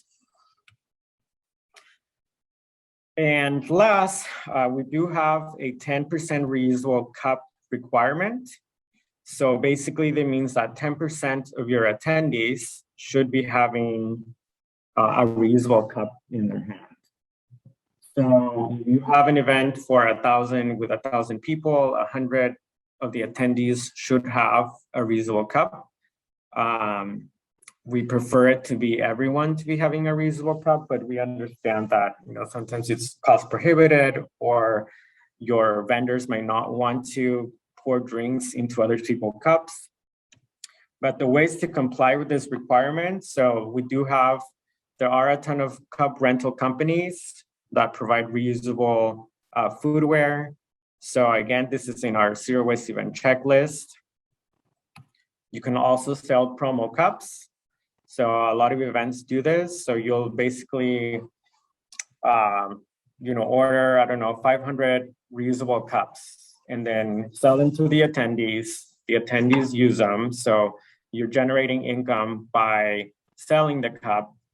The attendee is also, you go to a food vendor or to a drink vendor, and then they'll be able to get a refill on that as well. And lastly, again, you can ask attendees, if you're gonna have smaller events, just ask them to bring their own cup or their own plate. And I'm glad that someone from DPH is here. But if you're wondering about DPH's stance on reusables, as long as there's no contact pour with tap, then reusables are fine to go. So we do have a lot of events that they just ask their attendees to bring their own cups. And it's great. We see reduction in waste. We see attendees to be more happy because they have their own reusable cup. And we see less contamination because everyone has a reusable cup. And that's basically it from my part. So thank you. And here's my contact information, my phone number and my email. I always find it really exciting and rewarding to work with events that want to find a creative solution to reduce their waste. So please, please, please reach out if you have any questions. Again, the Zero Waste Event Checklist is our biggest resource for event producers, but also we are always happy to work with any size of event, whether it's a community event, a block party, a huge event. We'll work with all types of events to meet our zero waste requirements and to really implement reusables. All right. Thank you, Freddie. Really good presentation. If you can go ahead and throw your contact information in the chat. I don't have a question in the chat nor a hand raised, but I do have two questions for you. First question, is there some sort of fee waiver program for the boxes for nonprofits, for the trash boxes? So yeah, that's a good question. So I know that Recology before was able to sponsor events for free, but because they are going through an investigation right now, Recology is no longer able to basically waive any of the event fees. But maybe with the event, maybe the cardboard boxes, as long as you get services with Recology, maybe they're able to give you the cardboard boxes for free. Got it. And then the follow-up question to that, by any chance, do you know the cost of each of those trash can boxes? Are you referring to the cardboard ones? Yes. Yeah, so the cardboard ones, I think they're $14 a piece. The only thing is that with those cardboard boxes, you definitely need to use a liner, because otherwise, imagine just putting food in there, it will fall apart. So if you do use the cardboard boxes, then you probably would have to self-haul the material to the transfer station, or use the bins at the venue, or order the debris boxes from Recology. Awesome. Thank you. Any questions for Freddie? Thank you for adding your contact information in the chat.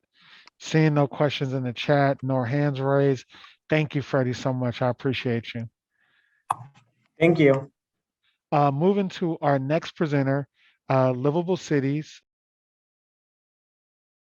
Livable Cities is a partner of OEWD. Livable Cities, while not a city department, Livable Cities is a nonprofit who partners with city departments to make this stuff a little bit easier for you and streamline it. So I'm gonna turn it over to our wonderful partners at Livable Cities. Go ahead, Katie. All right, thank you, Larry. Hello, everybody, and happy Friday. Happy Friday. We're almost there to the weekend. And let's see. So I'm just going to go ahead and share my screen here.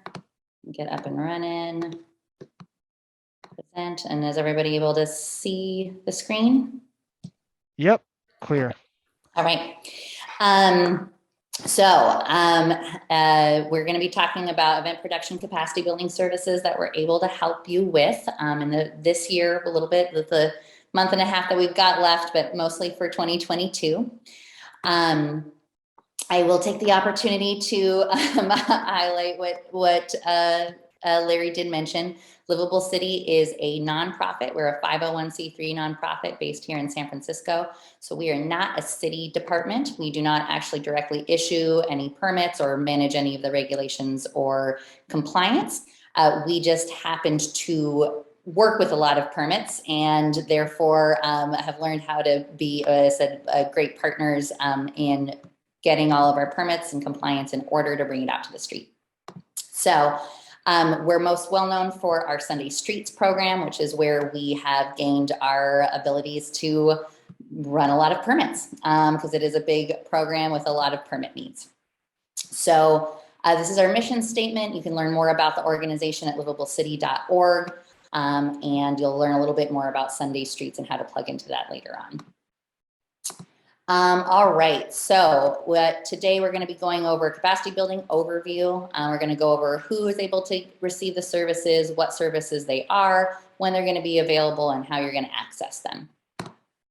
So first off, who can access capacity building support? You, all of you are the ones that are able to access the capacity building support. So for the winter and spring, so that's the last month and a half of this year into the spring of next year, it's workshop attendees who either attended last week or this week are able to take advantage of our services. We are planning to offer the services to a new cohort in the spring of people who attend the workshops. So there'll be a new cohort of workshop attendees who will be able to access the services. And we're also thinking about different ways that people are able to access the opportunities, but that will be announced later on. We definitely want to be prioritizing you all because you're enthusiastic and energetic and ready to go. You're here on your Friday, a late afternoon, learning about permits. We are ready to help you get across the finish line to fun and not just permits. So what services are available to assist with event development and production? As I mentioned, we do, we have the first opportunity is a pre-permitted space for small community celebrations, as well as skills building opportunities. So how to complete these permits and come up with a permit strategy. We're able to do that with a Harambe Block Party program. We also have pre-permitted space for larger community programs or celebrations at Sunday Streets. And then we also have consulting services for new programs. And that is very much based, what services are available to you are based at what time you come to us with your ideas and with your asks for support. And so we have it kind of chunked into periods of time where you're able to access it. It's a 12 to 6 month period, the 3 to 4 month period, the 2 to 3 month period, kind of right leading up to the event. And then I said, we'll see kind of what you're able to access at those times. So what are you able to access at the 6 to 12 months in advance to your event? So this may seem very far off from your event, but if you're planning a large festival or anything that is going to involve multiple agencies and possibly you need funding and things like that, it is a minimum of 6 months that you want to be talking about it, a minimum of 6 months in advance. And ideally probably 12 months if you're going to be running like a big program, like say like the Fillmore Jazz Festival, or definitely like Pride is another great example, definitely at least a year out. And I would say 6 months is a minimum for any kind of large celebrations that you're trying to plan. If you come to us at this time, we're able to put together a project plan with you. We're gonna flesh out the project descriptions, create goals and responsibilities, draft a budget, draft a timeline. We can also help you with figuring out a fundraising plan, as well as developing some assets like sponsorship decks and things like that. This is a really critical stage, and a project plan and these types of documents and assets are gonna help you access money. And I'll just be real about it. You do need event descriptions, you need goals, you need responsibilities, a lot to unlock grants for sure, both definitely with the city, but also private grants. And then also sponsors want to know what it is that you're doing and they need assets to look at. So this is important if you want to be raising funds for your activity. So if you come to us in the 12 to 16 weeks or 3 to 4 week period, we're going to be able to review and assist with developing a project timeline, a more detailed project timeline, or if we didn't get to you at 6 to 12 months, we're definitely going to be starting with a project timeline. It's going to be accelerated, but there is still time to do that. We're going to identify your event budget. We can work with you on your permitting strategy. So sometimes there is the permitting strategy, so you know what the rest of your 3 to 4 months is going to look like in terms of permit applications, but also making sure that we can identify cost savings when they're there, ways to combine permits, or back to like Kyle's presentation. Do we have to have high danger food facilities, or can we move them to like a low risk food facility? And those are ways to save money. So that's the kind of permit strategy we're able to work with you on. This is also the time frame that you do need to be getting street closure permits into. And I would say this is kind of the last window of time that you're supposed to be getting it in and successfully across the finish line with all of the permitting agencies that might have to come into it. So we're able to help review that and make sure it's submitted to SFMTA and ISCOTT. This is also the time frame that we definitely want you to be having a vendor at exhibitor registration system so that you can invite people to your amazing events and have an organized way of telling them information about how to arrive there and how to promote them and all of those things. And you need a system to do that. And this is the time to make sure that it's in place. And then we are also going to be looking at staffing plans, vendors, recruitment, and training, because this is the kind of the last chance to make a plan before you just have to go all the way into making it happen. All right, so then the next phase is 8 to 12 weeks or 2 to 3 months out. At this point, this is when you're likely going to be going in front of ISCOTT. So you're going to put your application in the month before or 2 months before, and you're going to get ready to go in front of ISCOTT. And that's the review board that is going to look at all of your permit materials and say whether or not you need more permits or if you need to adjust your plans. They are all the people standing by that are at ISCOTT. There are a lot of the same people here. They are on your side. They want you to succeed. But I will also tell you the truth, it can be a little intimidating in that meeting. It's not the intention, but we're here to help you to feel confident going into that meeting and know that everybody there is actually there to support you and get through your permitting process and get you the tools that you need to actually have the celebration that you want with your community. At this point, we can help you with recruiting staff and recruiting vendors to your program. It's enough time to get it out to our network and hopefully get you some additional programming or staff if you need that. We're also able to give you lists of rental and service providers so that you can budget and cost out. And so you can try to find the cheapest rentals and things like that so that you can manage your budget. This is the time where we really do want to lean in and think about developing and coordinating a security plan with SFPD. Not every event and program is going to need it, but if you want to look at it at this point to make sure if you do or don't need it, so that you have plenty of time to talk back and forth with SFPD on any things that need to be put in place, and you can budget around it and all of that. So we're getting into go time, 6 to 8 weeks out. But I said, we are able to do more the earlier you come to us. At this point, we can successfully help you create a detailed site map. So you're going to hopefully have all your vendor information and things like that pretty solidified by now. So you're able to create detailed site maps. We're going to start talking and creating more detailed logistics plans. So the actual event schedule, when and where vendors are going to come in exactly. So logistics plans there. And then this is also where we're going to be working with you and making sure that your programming permits are getting ready to go in the next kind of phase. So that's why you want to have a lot of your information already confirmed by now. You want to have your vendors, you want to have a majority of your program confirmed so that you can move into detailing the site map and actually just getting the permits for what you already have in place. And this is, if we come at this point, as you all heard, a lot of the permits are due a little bit closer than 6 to 8 weeks out. However, we need to talk to you 6 to 8 weeks out to make sure that you have all the supporting documents like site maps, and all of your vendors do. If you have food vendors, they do all have their food permit stuff in order. And I just from experience, you definitely want some extra weeks to be able to go back and forth and get all the documents or renew them if they need to be renewed.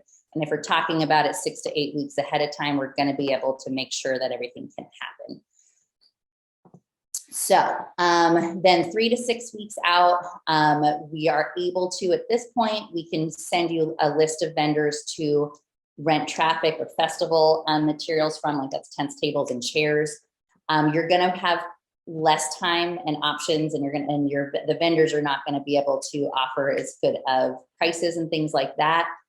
So this is really just a referral time. You're not going to necessarily be able to cost things out at this point. This is just referrals. But if you haven't been able to get a traffic device or festival equipment vendor in place, we do have lists that we can send to you, and you're able to get those locked in. We can still send at this point, likely recruit kind of program vendors like face painters or a DJ. There is typically, like, we do have, that is enough time to ask our network and get you one of those types of program vendors. And then we're also going to be looking at final event day logistics and the schedule for that and tightening it up so you're ready to go. So there is one last stop before your actual event where we would love to help support you, which is to promote it. So if you're getting to us and you've gotten everything on your own up to that point, wonderful, kudos, hats off, you're amazing. And you want a little extra help getting the word out, we would love to promote your event. If you reach out to us 1 to 2 weeks in advance, we'll definitely put it in our social media. We'll put it as many of our digital channels as we can. The sooner you get it to us, the more channels we can put it on. All right, so that's what we can do on the consulting for creating your own programs. So now we're going to talk about when you're able to access these types of services. So we're looking at in January or February, we're going to have the end of January, beginning of February, we're going to have the Harambe Block Party Program information, and that'll be released. It's a program specifically for this 2022 to help Bayview and Western Addition community members have an opportunity to offer their own programs in pre-permitted community spaces, access some resources like staffing and our tents and tables. And then also very explicitly help you learn how to do this process, but with a whole support team behind you. So you're not doing it alone. You'll be doing it with us, and you're going to definitely get to the street and hopefully have a little bit less grief getting to the street. So that's the Harambe Block Party Program. Then we also have the Sunday Street schedule that's going to be announced in late January, early February. And that is going to have events citywide, and community members are invited to program within that pre-permitted space citywide. We're really excited to bring whatever it is that you want to showcase and do into the street. There are some programming restrictions to that based on our funding and our permits that we have pulled and are able to pull. So it's potentially a little, like I said, there is some restrictions that apply for us in terms of what we can or cannot have. As a very good example is where we can't have alcohol on our footprints. And so that would be an example of something that we wouldn't be able to facilitate on Sunday streets, but potentially we could do it at a Harambe block party. So that's an example of one of the restrictions. And then the final service is also going to be ready in January, February, is the consulting for new programs. So culture makers ready to make a big impact, you can bring your projects to us, and we're going to help you develop fundraising and project plans and go through what we just talked about in terms of, depending on when you come to us, we'll go through those services. All right, so that's that. And then how do you start? How do community members request services from Livable City? So how we're going to start with everything. This is if you want to do Sunday Streets, Harambe, or your own program that you're ready to develop, you're going to start with an event production support request form.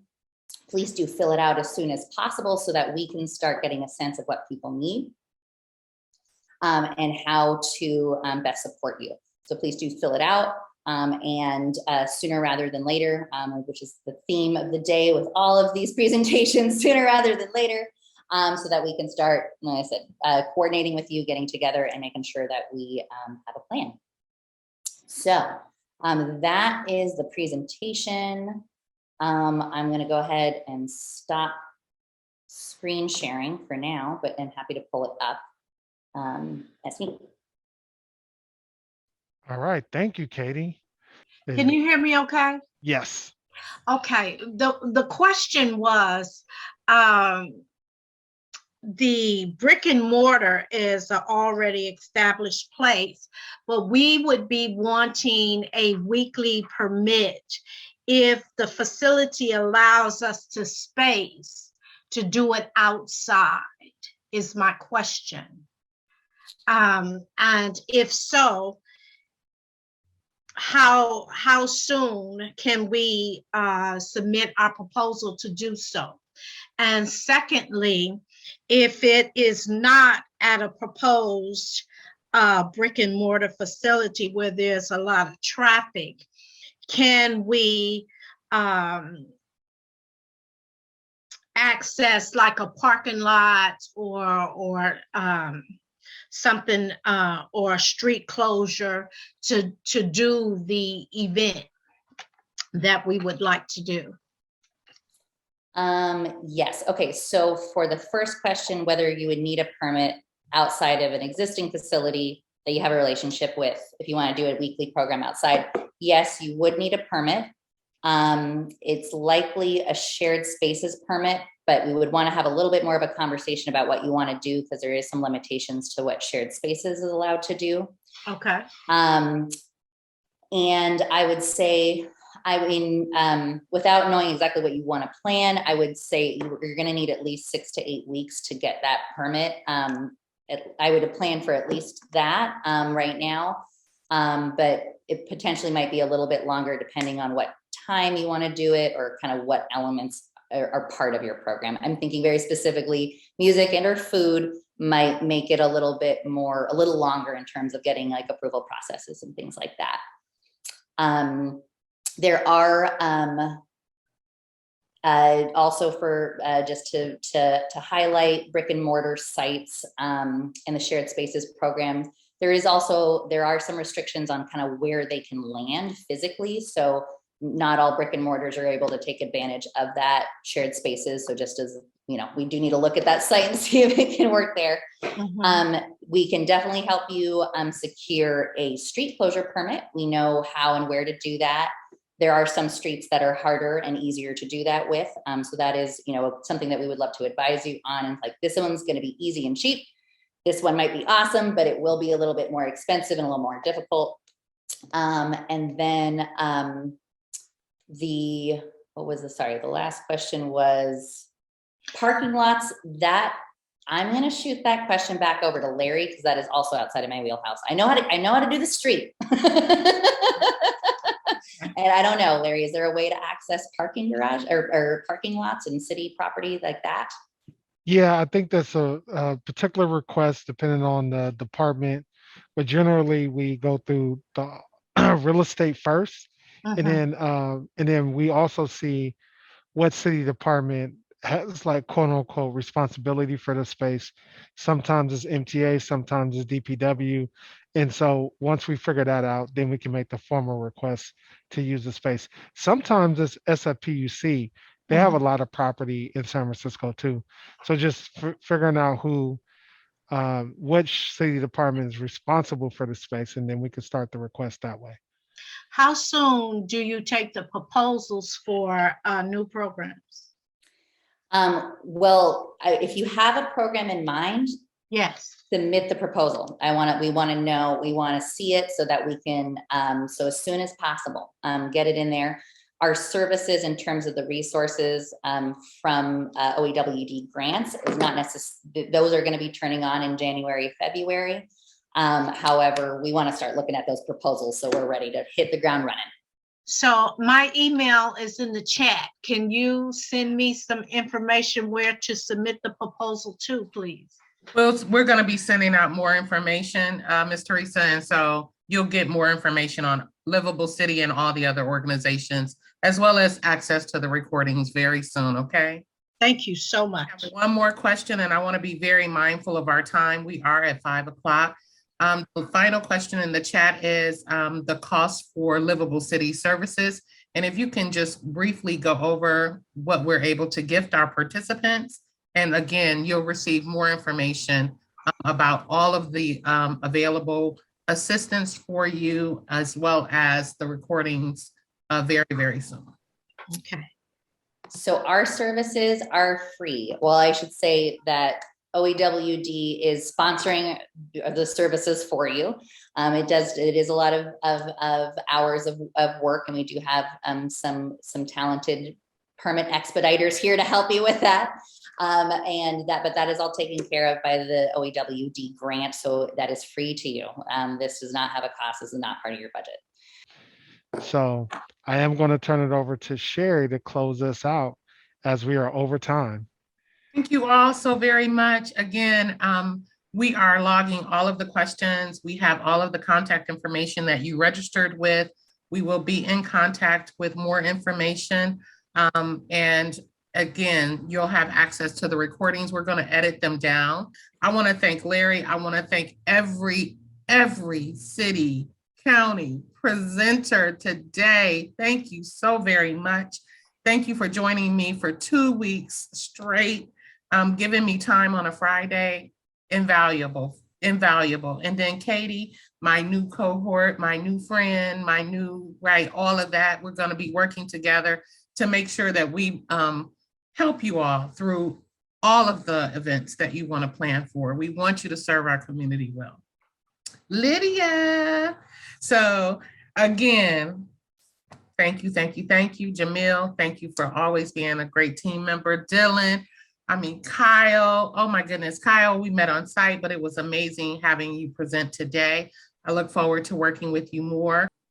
Have a great weekend. Happy holidays. Thank you. Thanks, everybody. Have a good one. Thank you, everyone. Thank you. Thank you. Bye.